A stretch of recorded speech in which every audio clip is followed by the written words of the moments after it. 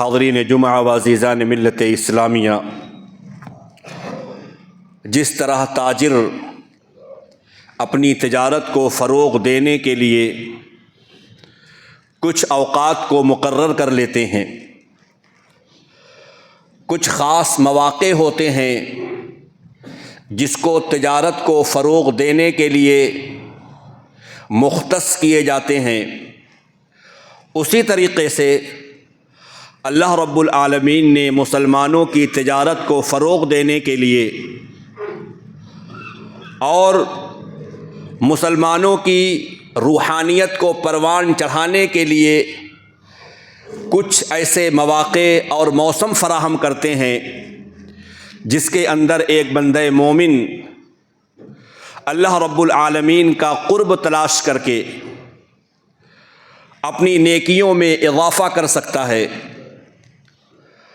اور وہ خاص موقع، بہترین موقع، خوبصورت موقع رمضان المبارک کا مقدس مہینہ ہے۔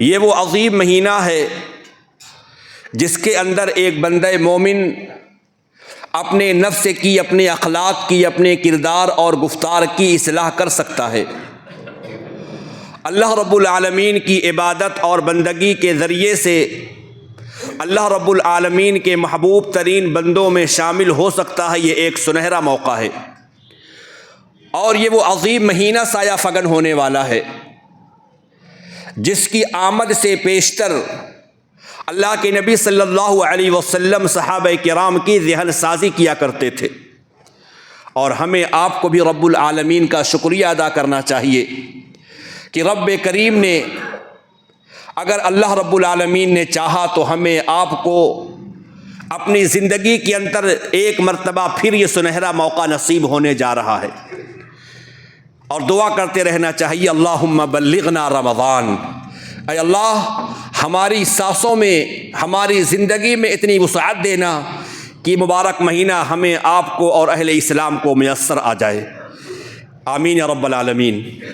اللہ کے نبی صلی اللہ علیہ وسلم رمضان کی آمد سے پیشتر صحابہ کی ذہن سازی کیا کرتے تھے، اور آپ صلی اللہ علیہ وسلم اس مبارک مہینے کی آنے کی خوشخبری اور بشارت دیا کرتے تھے، اور آپ ارشاد فرماتے یا ایھا الناس اتاکم رمضان، اے میرے صحابہ، تمہارے اوپر ایک مقدس مہینہ سایہ فگن ہونے والا ہے، وہ مہینہ تمہیں جھانک رہا ہے، جس کی خوشبو تم محسوس کر رہے ہو، وہ ایسا مبارک مہینہ ہے کہ رب العالمین نے اس کے روزوں کو تمہارے اوپر فرض قرار دیا ہے، ایسا مقدس مہینہ ہے جس کے اندر اللہ رب العالمین جنت کے دروازوں کو کھول دیتا ہے، وہ مقدس مہینہ ہے جس کے اندر جہنم کے دروازوں کو بند کر دیا جاتا ہے، اور اسی مقدس مہینے میں ایک ایسی رات بھی ہے جو 1000 راتوں سے بہتر ہے، اور جو اس سے محروم ہو گیا اس سے بڑا بد نصیب کوئی اور نہیں ہو سکتا ہے۔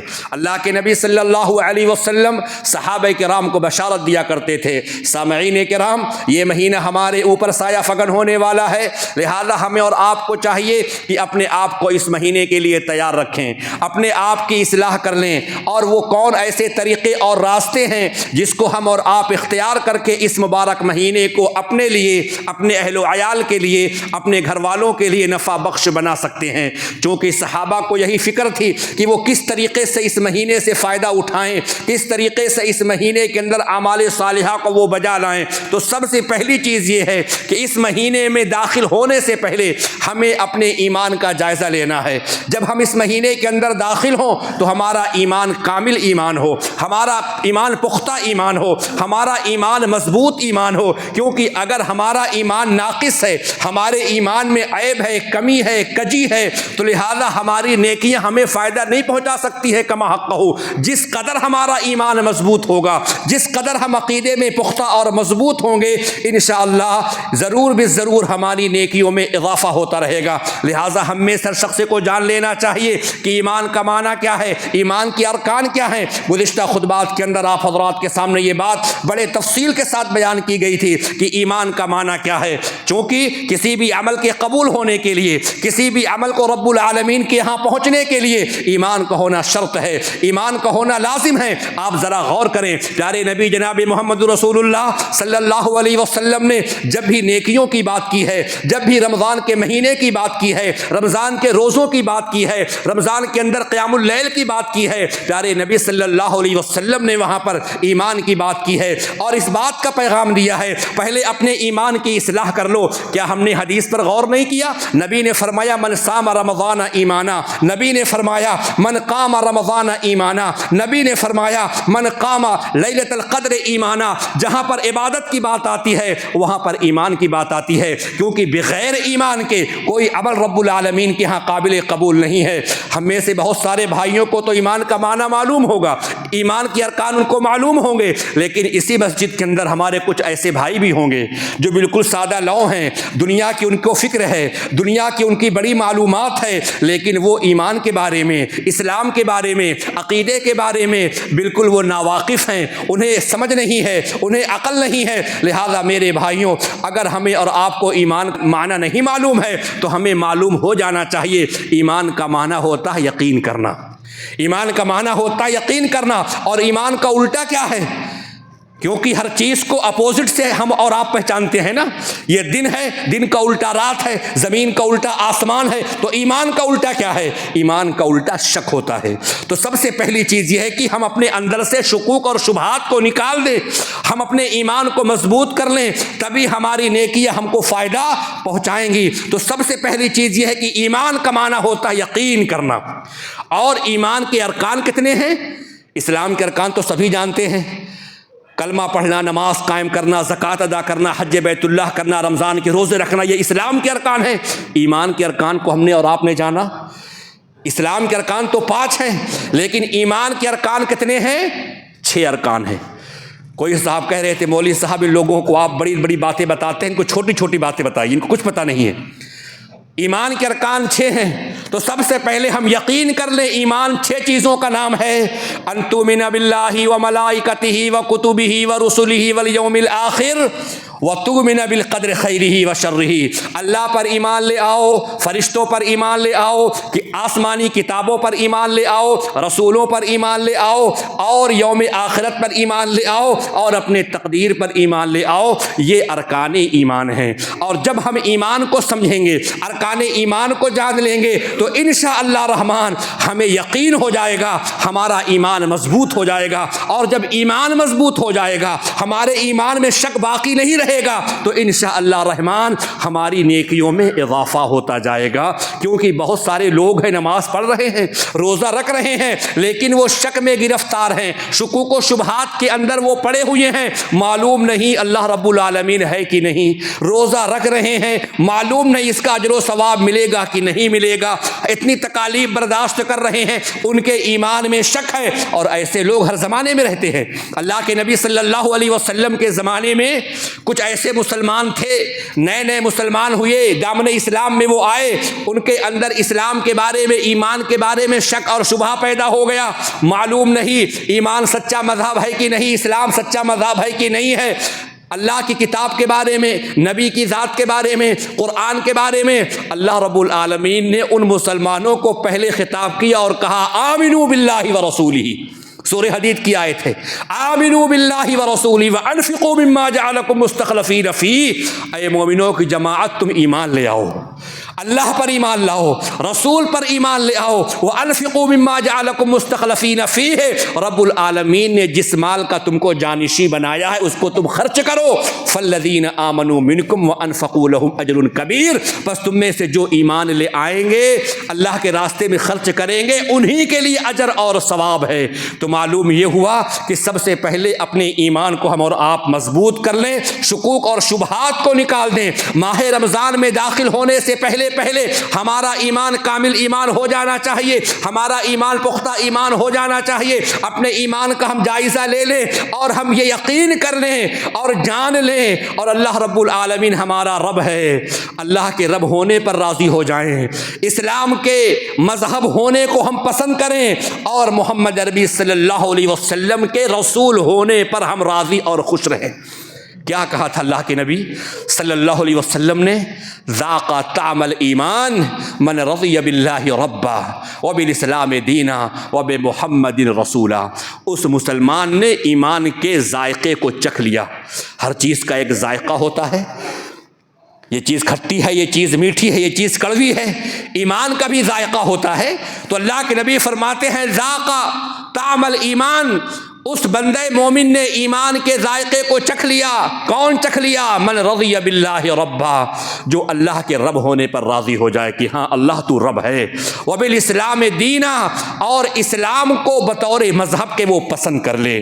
وبمحمد رسولا، اور جناب محمد رسول اللہ صلی اللہ علیہ وسلم کے رسول ہونے پر وہ راضی ہو. وہ بندہ ایمان کی لذت اور چاشنی کو پا لیتا ہے. اور اسی لیے اللہ کے نبی صلی اللہ علیہ وسلم نے فرمایا اے لوگو من رضی باللہ ربا وبالاسلام دینا وبمحمد رسولا وجبت لہ الجنہ، وجبت لہ الجنہ. جو بندہ اللہ کے رب ہونے پر راضی ہو، اسلام کے دین ہونے پر راضی ہو، محمد کے رسول ہونے پر راضی ہو صلی اللہ علیہ وسلم، اس کے لیے جنت واجب ہے، جنت واجب ہے. اللہ کے نبی صلی اللہ علیہ وسلم صحابہ کرام کے سامنے اس بات کو بتا رہے تھے.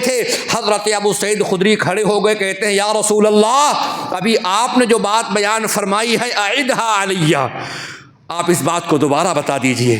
ابھی آپ کیا فرما رہے تھے؟ اللہ کے نبی صلی اللہ علیہ وسلم نے دوبارہ پڑھ کر کے بتا دیا. جو بندہ پڑھے رضیت باللہ ربا وبالاسلام دینا وبمحمد النبی وجبت لہ الجنت، اس کے لیے جنت واجب ہو گئی، اس کے لیے جنت واجب ہو گئی. اللہ اکبر. یہ پیاری دعا اللہ کے نبی صلی اللہ علیہ وسلم نے فرمایا جو بندہ 3 مرتبہ صبح کو پڑھ لے اور 3 مرتبہ شام کو پڑھ لیتا ہے، اللہ رب العالمین بروز قیامت اس سے راضی اور خوش ہو جائے گا. اس دعا کو ہم پڑھتے ہیں. اس دعا کو پڑھنے کا ثبوت اذان کے بعد بھی ملتا ہے کہ اللہ کے نبی صلی اللہ علیہ وسلم جب اذان ہو جاتی تھی اس کے بعد بھی اس دعا کو آپ پڑھا کرتے تھے. رضیت باللہ ربا وبالاسلام دینا وبمحمد النبی. اللہ اکبر. تو بڑی عظیم یہ دعا ہے. اس دعا کے اندر بندہ اقرار اور اعتراف کرتا ہے، اپنے ایمان کو کامل ایمان بناتا ہے کہ میں اللہ کے رب ہونے پر، اسلام کے مذہب ہونے پر اور محمد صلی اللہ علیہ وسلم کے رسول ہونے پر میں راضی ہوں، مطمئن ہوں، میرا اس پر ایمان کامل ہے. نمبر 2، رمضان آنے سے پہلے پہلے ہم اپنی نیتوں کو خالص کر لیں.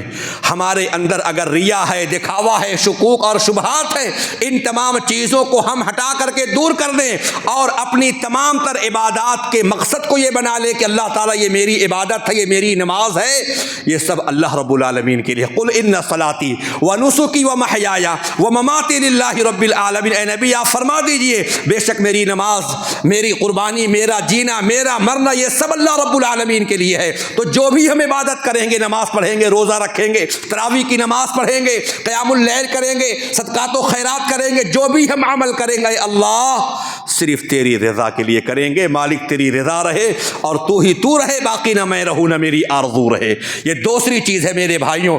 کیونکہ اگر ہمارے اندر دکھاوا ہے، ریا اور نمود ہے، تو اگرچہ ہمارا عمل بہت ہی اچھا ہے لیکن اللہ رب العالمین اس کو قبول نہیں فرمائیں گے. حدیث کے اندر آتا ہے اللہ کے نبی صلی اللہ علیہ وسلم بیٹھے ہوئے تھے، ایک صحابی نے آپ سے سوال کیا یا رسول اللہ ارأیت رجلا غزا یلتمس الاجر والذکر. اے اللہ کے نبی صلی اللہ علیہ وسلم، ایک مسلمان ہے، اللہ کے راستے میں جاتا ہے، اللہ کے راستے میں وہ لڑتا ہے، جنگ کرتا ہے اور اس کی نیت یہ ہے کہ رب العالمین اس کو اجر اور ثواب دے، اور دل کے گوشے میں یہ بھی تڑپ ہے کہ اس کا تھوڑا بہت ذکر اور اس کی تعریف ہو جائے. اللہ کے نبی نے فرمایا لا شیء لہ، لا شیء لہ. وہ صحابی بڑے پریشان ہوئے، یا رسول اللہ آپ کا جواب جو آیا میں مطمئن نہیں ہوں. ایک بندے کی نیت یہ ہے اللہ رب العالمین میرے عمل سے راضی ہو جائے، میرے کام سے خوش ہو جائے، لیکن اسی نیت کے ساتھ ساتھ یہ بھی نیت اس کے اندر ہے کہ میرا ذکر سماج اور معاشرے میں ہو جائے، لوگ میری تعریف کرنے لگیں. نبی نے کہا لا شیء لہ، اس کو کوئی نیکی نہیں ملے گی، اس کا کوئی عمل قبول نہیں. یاد رکھو ان اللہ لا يقبل من العمل الا ما كان خالصا. اللہ رب العالمین وہی عمل قبول فرماتا ہے جو خالص اللہ ہی کے لیے کیا گیا ہو. اور آج انسان اگر نیک کام کرتا ہے، اعمال صالحہ کرتا ہے، آپ لوگوں میں سے نہ جانے کتنے لوگ اس کے اوپر مہر لگا دیتے، وہ فلاں مولانا، ارے وہ دکھاوا کرتے ہیں، وہ ریاکاری کرتے ہیں، ان کے اندر دکھاوا بہت ہے۔ میرے بھائیوں، نبیوں رسولوں کو برا بھلا کہا گیا تھا، اور آج میں کہتا ہوں، کب سے اس گاؤں میں اہل حدیث آئے ہیں؟ 1821 عیسوی میں آئے ہیں نا۔ 1821 عیسوی سے پہلے کل ڈھول پیٹ رہے تھے، طبلے بجا رہے تھے۔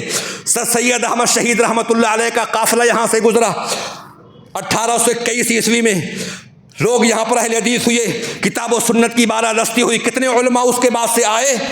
مولانا ابراہیم رحمۃ اللہ علیہ آئے، لوگوں نے ان کو بخشا نہیں بخشا، لوگوں نے ان پر بھی الزامات عائد کیے، لوگوں نے ان کی بھی برائیاں کی۔ ہم نے کس کو بخشا؟ پھر اس کے بعد اور بھی دیگر علماء کرام آئے، ہم نے ان کی برائیاں بیان کی۔ مدرسہ قائم کیا گیا، مدرسہ کو قائم کرنا سب سے بڑا گناہ کبیرہ ہو گئے، ہم نے ان کی برائیاں بیان کرنا شروع کر دی۔ جتنے بھی عالم آتے گئے، ہم نے ان کو عیوب بتاتے گئے، ہم نے ان کی نیتوں میں شکوک و شبہات کا اظہار کیا، ہم یہ اعلان کرتے گئے کہ وہ ریاکار ہے، وہ دکھاوا کرتا ہے، لیکن تسلی ملتی ہے، سکون ہوتا ہے۔ کیوں؟ کتنے نبی آئے تھے؟ 1,24,000 پیغمبر آئے تھے، اور قرآن اٹھائیے، ہر نبی کو ان کے ماننے والوں نے کیا کہا تھا؟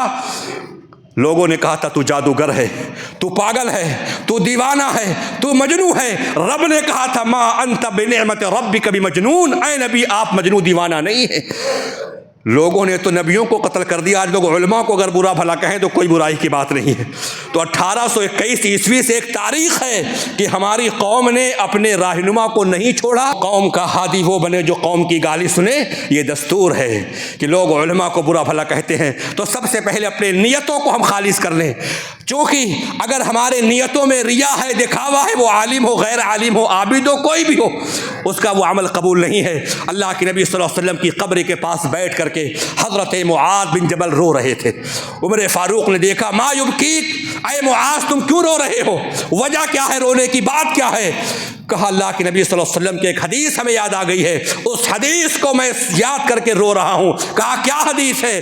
کہا رسول رحمت نے فرمایا تھا ان یسیر الریاء شرک، کہ معمولی دکھاوا بھی شرک ہے۔ اگر عمل کے اندر تھوڑا بھی ریا آ گیا، دکھاوا آ گیا، وہ بھی شرک میں شامل ہے۔ تو نمبر 1، رمضان کے آنے سے پہلے ہم جب رمضان میں داخل ہوں، ہمارا ایمان کامل ایمان ہو، ہم جب رمضان میں داخل ہوں ہماری نیت نیک ہو، ہمارے اندر اخلاص ہو، اور تیسری چیز میرے بھائیوں، ہم جب رمضان کے اندر داخل ہوں تو ہمارا دل بھی پاک اور صاف ہو، دل کے اندر کوئی گندگی، کدورت، بغض، عناد اور نفرت نہیں ہونی چاہیے۔ عبداللہ بن مسعود رضی اللہ تعالی عنہ سے پوچھا کسی نے، کیف تستقبلون رمضان، اے عبداللہ ابن مسعود، اللہ کے نبی کے زمانے میں تم رمضان کا استقبال کیسے کیا کرتے تھے؟ وہ کہتے ہیں ما کان احدنا یجرؤ علی استقبال الہلال وفی قلبہ ذرۃ حقد علی اخیہ المسلم۔ ماہ رمضان کا مہینہ شروع ہونے کو ہوتا، ہم میں سے کوئی ایسا مسلمان نہیں ہوتا تھا کہ اس کے دل کے اندر اپنے بھائی کے لیے کوئی کینہ ہو، بغض اور عناد ہو، کیونکہ اگر یہ دل صاف نہیں ہے، دل کے اندر گندگی ہے، کینہ ہے، بغض ہے، عناد اور نفرت ہے، تو یاد رکھیے گا میرے بھائیوں، دل اگر گندا ہے تو گندا دل کے ساتھ عبادت اللہ رب العالمین کے ہاں وہ اثر نہیں دکھلاتی ہیں، جو اثر صاف دل دکھلانا ہے۔ تو اسی لیے ہمارا دل بھی صاف ہونا چاہیے۔ جب نبی سے پوچھا گیا لوگوں میں سب سے افضل کون ہے، تو اللہ کے نبی صلی اللہ علیہ وسلم نے فرمایا کل مخموم القلب و صدوق اللسان، سب سے لوگوں میں افضل ترین وہ مسلمان ہے جو صاف دل والا ہو اور زبان کا سچا ہو۔ صحابہ کرام اللہ کے نبی صلی اللہ علیہ وسلم سے پوچھتے ہیں صدوق اللسان نعرفہ یا رسول اللہ، اے اللہ کے نبی صلی اللہ علیہ وسلم، زبان کا جو سچا ہے ہم اس کو جان رہے ہیں، پہچان رہے ہیں، لیکن مخموم القلب کون ہوتا ہے، دل کا صاف یہ انسان، اس سے کون مراد ہے؟ اللہ کے نبی فرماتے ہوئے التقی النقی لا اثم فیہ ولا بغی ولا غل ولا حسد، وہ پاک دل پاک باز انسان جس کے دل کے اندر نہ گناہ ہو، نہ بغض ہو، نہ حسد ہو، نہ کینہ اور کپٹ ہو، وہ انسان مخموم القلب ہے، اور وہ دل اللہ رب العالمین کو بہت ہی زیادہ پسندیدہ ہے۔ تو رمضان کے آنے سے پہلے ہمارا ایمان کامل ایمان ہو، ہماری نیت نیک اور صالح ہو، اور ہمارا دل اپنے بھائیوں سے صاف اور پاک ہو۔ کسی شاعر نے کہا تھا انسان کو انسان سے کینہ نہیں اچھا، اور جس سینے سے ہو کینہ وہ سینہ نہیں اچھا۔ اللہ کے نبی صلی اللہ علیہ وسلم بیٹھے تھے، صحابہ کرام کا مجمع تھا، آپ کا درس ہو رہا تھا، اللہ کے نبی صلی اللہ علیہ وسلم نے فرمایا ساتلو علیکم الآن، اے میرے صحابہ ابھی جو مسجد میں آنے والا ہے وہ جنتی ہے۔ صحابہ کرام نگاہ اٹھا کر کے دیکھتے ہیں تو حضرت سعد بن وقاص رضی اللہ تعالی عنہ، ایک ہاتھ میں ان کی چھڑی ہے، جوتا پکڑے، وضو کا پانی ٹپک رہا ہے، مسجد میں وہ داخل ہو رہے ہیں۔ اللہ کے نبی صلی اللہ علیہ وسلم دوسرے دن بھی آپ نے فرمایا سیطلع علیکم الآن رجل من هذا الفج من اہل الجنت، اے میرے صحابہ مسجد میں داخل ہونے والا جو آ رہا ہے وہ جنتی آدمی ہے۔ صحابہ کرام نے نگاہ اٹھا کر کے دیکھا سعد بن وقاص ہیں۔ تیسرے دن اللہ کے نبی صلی اللہ علیہ وسلم نے پھر فرمایا اے میرے صحابہ مسجد میں داخل ہونے والا کوئی معمولی آدمی نہیں ہے، وہ جنتی ہے۔ صحابہ کرام نے نگاہ اٹھا کر کے دیکھا پھر وہی مسلمان چلے آ رہے ہیں۔ شمع نبوت کے پروانوں کو حیرت ہوئی، صحابہ کو تفتیش لاحق ہوئی، آخر ان کی نیکیاں کیا ہیں، ان کے عمل کیا ہیں، ان کی اچھائیاں کیا ہیں، کیوں اللہ کے نبی صلی اللہ علیہ وسلم مسلسل 3 دن جنتی ہونے کی بشارت دی ہے۔ حضرت عمرو بن عاص رات کی تاریکی میں سعد بن وقاص کے گھر پہنچ گئے اور کہا اے سعد، میرے والد سے میرا جھگڑا ہو گیا ہے، مجھ کو گھر سے نکال دیا گیا ہے، اگر اجازت ہو تو میں آپ کے ہاں قیام کر لوں۔ کہا کہ اجازت ہے، آپ ٹھہر سکتے ہیں۔ چنانچہ ان کے ہاں وہ ٹھہرتے ہیں، ان کے عبادات پہ غور کرتے ہیں، قیام اللیل پہ غور کرتے ہیں، تمام نیکیوں پر غور کرتے ہیں۔ کوئی خاص ایسا عمل نہ آیا جس کو وہ صحابی خود نہ کرتے ہو، سارے عمل وہ کر رہے ہیں، وہی عمل یہ بھی کر رہے ہیں۔ چنانچہ تیسرے دن سعد بن وقاص سے عمرو بن عاص کہنے لگے اے میرے بھائی، میرا گھر میں کوئی اختلاف نہیں، کوئی جھگڑا نہیں ہے، بات دراصل یہ ہے اللہ کے نبی صلی اللہ علیہ وسلم کی مجلس کے اندر میں بیٹھا ہوا تھا اور متواتر 3 دن اللہ کے نبی صلی اللہ علیہ وسلم نے فرمایا تھا کہ آنے والا جنتی ہے، آنے والا جنتی ہے، آنے والا جنتی ہے، اور ہر 3 دن وہ آنے والے آپ ہی تھے۔ ہم کو جستجو لاحق ہوئی کہ آپ کے اعمال، آپ کی نیکیاں کیا ہیں جس کی وجہ سے اللہ کے نبی صلی اللہ علیہ وسلم بشارت دے رہے ہیں کہ آپ جنتی ہیں، آپ بشارت والے ہیں۔ تو وہ کہتے ہیں میرے اندر کوئی خاص عمل نہیں بلکہ یہ عمل ہے، لا اجد فی نفسی لأحد من المسلمین غشا ولا احسد علی احد۔ اے عمرو بن عاص اس بات کو غور سے سنو، میں اپنے کسی مسلمان اور مومن بھائی سے کینہ نہیں رکھتا ہوں، میرے اندر کوئی برائی، میں کسی کے لیے اپنے اندر کوئی برائی نہیں پالتا ہوں۔ اور لیکن آج بہت افسوس کے ساتھ کہنا پڑتا ہے، ہمارے بھائی، ہمارے نوجوان، ہمارے بچے کوئی اسٹیٹس لگا رہا ہے، قوم کی بنیاد پر فخر کر رہا ہے، ہمارا تعلق فلاں قبیلے سے ہے، ہم فلاں خاندان والے ہیں، ہم فلاں قبیلے والے ہیں، اور ہم شیر دل انسان ہیں، ہم نہ جھکے ہیں نہ جھکنے والے ہیں۔ لوگ اپنے آباء و اجداد پہ فخر کر رہے ہیں، اپنے خاندان پہ فخر کر رہے ہیں، اپنے قوم پر فخر کر رہے ہیں، اپنے آپ کو شیر دل ثابت کر رہے ہیں۔ یہ اسٹیٹس کی دنیا ہے، یہ موبائل کی دنیا ہے، یہ سوشل میڈیا کا زمانہ ہے۔ لیکن یاد رکھو نبی کے زمانے اللہ کے نبی صلی اللہ علیہ وسلم نے فرمایا تھا الا کلکم من آدم و آدم من تراب۔ اے نوجوانان اسلام، اللہ کے نبی نے کہا تم میں نہ کوئی چھوٹا ہے نہ کوئی بڑا ہے۔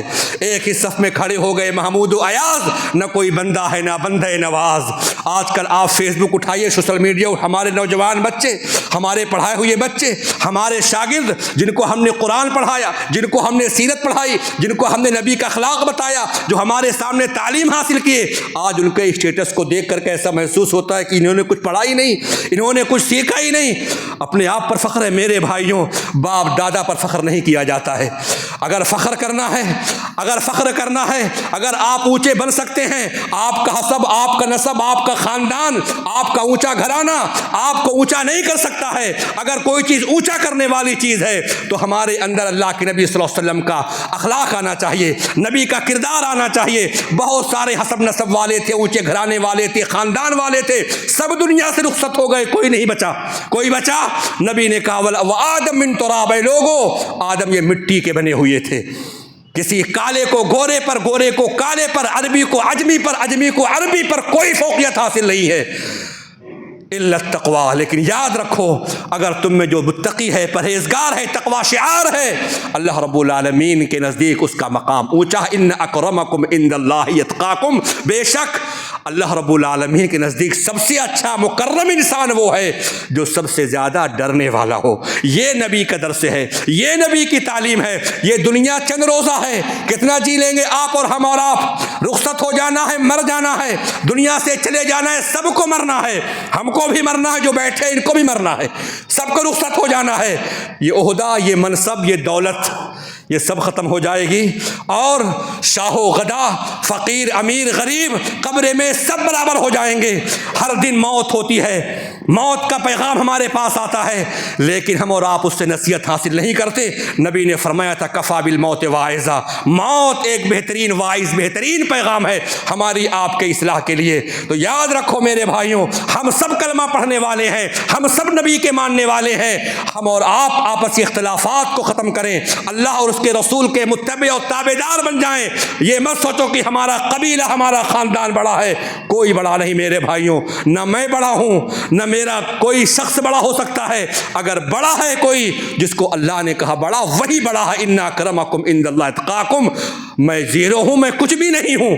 اگر اللہ رسول کی بات بتا رہا ہوں تو وہ ساری چیزیں عمل کے لائق ہیں، اور کوئی انسان کچھ نہیں ہے. اللہ رب العالمین دعا ہے رب تعالی ہمیں اور آپ کو کتاب و سنت کے مطابق عمل کرنے کی توفیق عطا فرمائے. اللہ رب العالمین ہمارے ایمان کو کامل ایمان بنا دے. رب کریم ہماری نیتوں کے اندر خلوص پیدا فرما دے. رب تعالی ہمارے دلوں سے کینہ، بغض، عناد، نفرت اور حسد کو مٹا دے، ختم کر دے. اللہ رب العالمین عمل صالح کی توفیق عطا فرمائے. اور جو آج یہ دوریاں ہیں ہمارے بچوں کے مابین، جو نا اتفاقیاں ہیں، جو انتخابی رنجش ابھی چل رہی ہے، اللہ تعالیٰ اس کا خاتمہ فرمائے. اور جو جس کا اہل ہے، میں صاف کہتا ہوں میرے بھائیوں، کوئی بھی عہدہ ہو، چاہے وہ امامت کا عہدہ ہو، اور چاہے وہ ٹیچری کا عہدہ ہو، تدریس کا عہدہ ہو، چاہے وہ پردھانی کا عہدہ ہو، یہ عہدے اور منصب اعزاز کے لیے نہیں ہوتے ہیں کہ ہم امام ہیں تو اعزاز کی بات ہے، ہم ٹیچر ہیں تو اعزاز کی بات ہے، ہم پردھان ہیں تو فخر کی بات ہے. یاد رکھو میرے بھائیوں، یہ فخر اور اعزاز کی بات نہیں ہے، یہ خدمت کا منصب ہوتا ہے.